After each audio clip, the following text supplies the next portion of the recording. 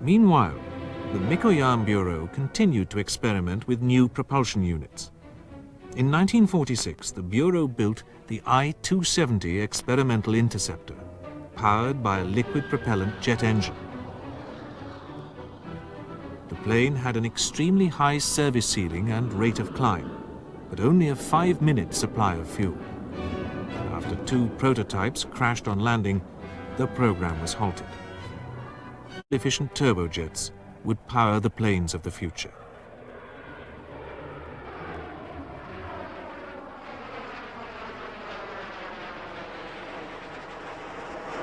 By the end of the war, Arkhip Lyulka had built the first Soviet turbojet engines, yet they were not reliable enough to be tested in flight.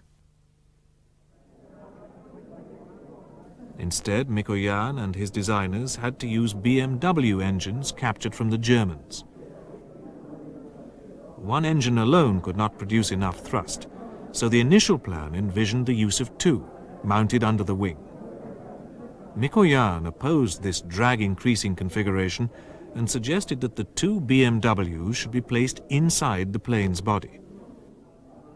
Fitting the engines into the fuselage was a difficult task for the designers, but they were rewarded by the truly unique performance of their creation.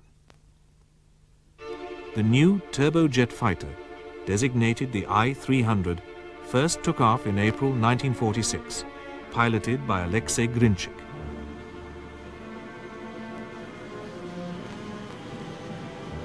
The flight was successful, and Grinchik continued the testing.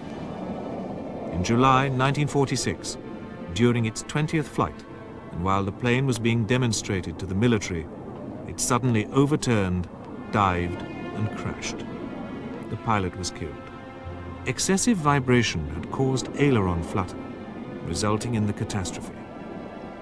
The engineers reduced the vibration, and tests on another I-300 started a month later.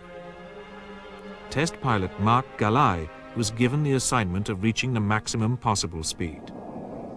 His plane's elevators jammed during the flight, but he managed to land the almost uncontrollable aircraft.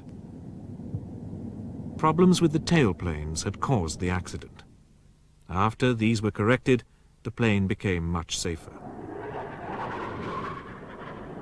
The I-300 became the first Soviet production turbojet fighter under the MiG-9 designation.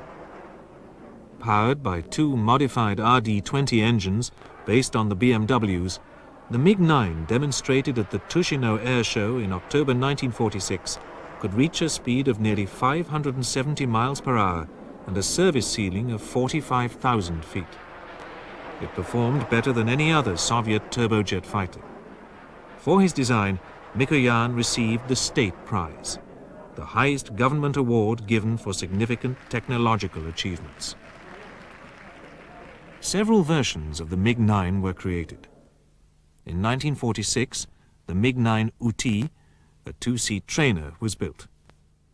One of the first Soviet ejection seats, designed by the Mikoyan Bureau, was tested using this plane.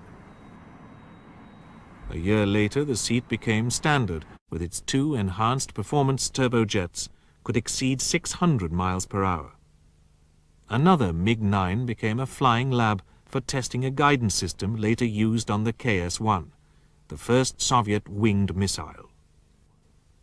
Meanwhile, the Bureau continued a series of experiments with a swept-wing design, which drastically reduced drag at transonic speeds.